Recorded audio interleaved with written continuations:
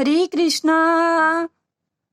एक समय की बात है जब दिल्ली के गलियों में एक महान वैष्णव भक्त रहते थे। नाम था परमिष्ट। व्यवसाय से वो दर्जी का काम किया करते थे। उनकी एक अत्यंत सुंदर पत्नी थी जिनका नाम था विमला देवी। वह भी सभी आदर्शों गुणों से परिपूर्ण थी। उनकी 2 पुत्रियां और 3 पुत्र थे। अब आप सोच रहे होंगे कि इतना ज्यादा विस्तारिक रूप से आज मैं आपको क्यों बता रही हूँ, है ना? वास्तव में ये एक पुष्टि भूमि थी जिसके ऊपर हमारी कथा की इमारत बनने जा रही है। तो चलिए शुरू करते हैं जगन्नाथ जी की एक और मनोरथ कथा। जैसे कि मैंने आपको बताया कि परमिष्ट व्यवसाय से दर्जी का काम किया करते थे। वह अपने काम में इतने मशहूर थे कि दिल्ली का राजा अपने कपड़े सिलवाने के लिए परमिष्ट को ही देते थे। अब एक दिन क्या हुआ कि राजा ने मूल्यवान कपड़े भेजे जिसमें सोने और चांदी की कढ़ाई की गई थी। और राजा ने परमिष्ट से कहा कि तुम इस कपड़े के 2 तकिए बनाना। इस 2 तकिए बनाने के लिए परमिष्ट से राजा ने कहा। तो परमिष्ट ने ठीक है कहकर उनसे वो कपड़े ले लिए। सैनिकों ने उन्हें वो कपड़े लाकर दे दिया। और फिर जगन्नाथ जी की रथ यात्रा भी समीप आ रही थी। तो परमेश्वर ने जगन्नाथ जी की यात्रा का परमिष्ट ने जगन्नाथ जी की रथ यात्रा का स्मरण करते हुए वो 2 गद्दे बनाना शुरू कर दिया। और स्मरण करते करते उन्होंने मानसिक रूप से देखा कि जगन्नाथ जी की रथ यात्रा शुरू हो गई है और जगन्नाथ जी को मंदिर से बाहर निकाल रहे हैं। और बाहर निकालते समय जगन्नाथ जी को थोड़ी थोड़ी दूरी पर बिठाया जाता था तकिए के ऊपर। तो थोड़े थोड़े दूरी पर जगन्नाथ जी को जब तकियों पे बिठा रहे थे तो उसमें से एक तकिया अचानक ही फट गया। तो परमिष्ट ने मानसिक रूप से विचार करते हुए राजा के द्वारा बनाए हुए जो तकिए थे उसमें 2 तकिया, उसमें से एक तकिया जगन्नाथ जी को दे दिए। और जगन्नाथ जी ने प्रेम पूर्वक उस एक तकिए को स्वीकार भी कर लिया। ऐसे ही सोचते सोचते मानसिक रूप से जब वो बाहर आए तो उन्होंने क्या देखा कि एक तकिया अचानक से ही गायब हो गया। तो फिर वो समझ गए कि जगन्नाथ जी ने मानसिक रूप से ही सही उनकी सेवा स्वीकार की। उन्होंने जो तकिया जगन्नाथ जी को प्रदान किया था, जगन्नाथ जी ने प्रेम पूर्वक उस तकिए को स्वीकार किया। तत्पश्चात राजा के सैनिक वहां आ गए और परमिष्ट से कहा कि आपने जो तकिया बनाया है वो हमें दे दीजिए, राजा ने मांगा है।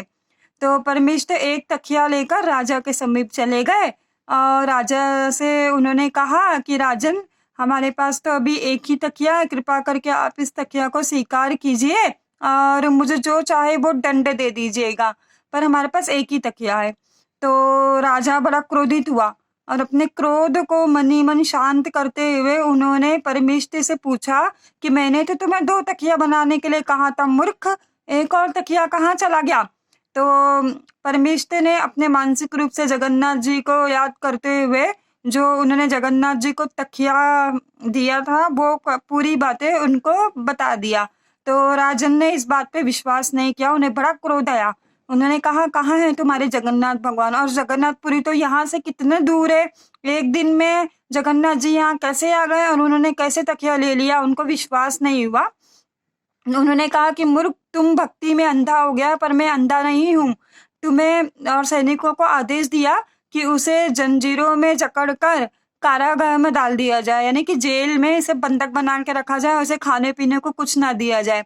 तो परमिष्ट को लेकर जेल में बंद कर दिए। फिर परमिष्ट जगन्नाथ जी से प्रार्थना करने लगे, कृष्णा कृष्णा हरे कृष्णा हरे कृष्णा रामा रामा मम रक्षम रामा।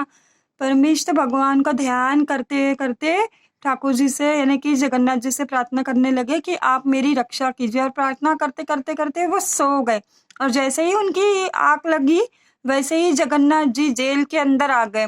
और जेल के अंदर आते ही उन्होंने जैसे ही परमेश्वर को देखा तो उनके अंदर अचानक से एक अजीब सी शक्तियाँ आ गई, यानी कि वो उनका शरीर दिव्य हो गया। और जगन्नाथ जी ने परमेश्वर के सर पर हाथ रखते हुए कहा कि तुम चिंता मत करो, मैं तुम्हें कुछ नहीं होने दूंगा, मैं तुम्हें यहाँ से छुड़ा लूंगा। ऐसा कहकर जब तक मैं तुम्हारे साथ हूँ तुम्हें डरने की कोई जरूरत नहीं है।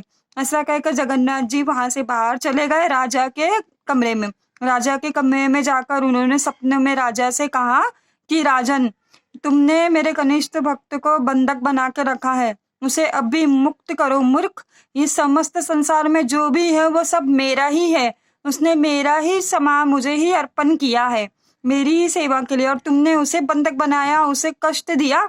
और ऐसा क्रोधित होते हुए जगन्नाथ जी उन्हें कोड़े से मारने लगे और उन्हें आदेश दिया कि उन्हें अभी के अभी मुक्त करो, परमिष्ट को अभी के अभी जेल में से मुक्त किया करो।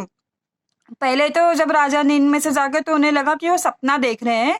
जब उन्होंने उनके बदन पर कोड़े के मारे हुए निशान देखे तब उन्हें पता चला कि वो सपना नहीं देख रहे, वो वास्तविकता में सच था। जगन्नाथ जी ने साक्षात उन्हें दर्शन दिया और परमेष्ठ की रक्षा करने के लिए उन्हें बंदीखाने से बाहर निकालने का आदेश दिया। तब पश्चात जब राजा को अपनी भूल का स्मरण हुआ तो राजा ने घोड़े पर परमेष्ठ को बिठाकर पूरी नगर की प्रदक्षिणा की और परमेष्ठ को अपने गुरु के रूप में स्वीकार किया, यानी कि अपने राज्य के गुरु का दर्जा दिया परमेष्ठ को। इस तरह से जगन्नाथ जी ने अपने भक्तों की रक्षा की जेल में जाकर। तो जगन्नाथ जी बड़े दयालु है और बड़े मनोरक भाव के हैं, तो हमें भी प्रयत्न करना चाहिए कि हम भी भगवान की इसी तरह से भक्ति करें और प्रभु हमें भी इस तरह से दर्शन दे। हरे कृष्ण कृष्ण कृष्ण हरे हरे, हरे राम राम राम हरे हरे, हरे कृष्ण कृष्ण कृष्ण हरे हरे, हरे राम राम राम हरे हरे। जय जगन्नाथ।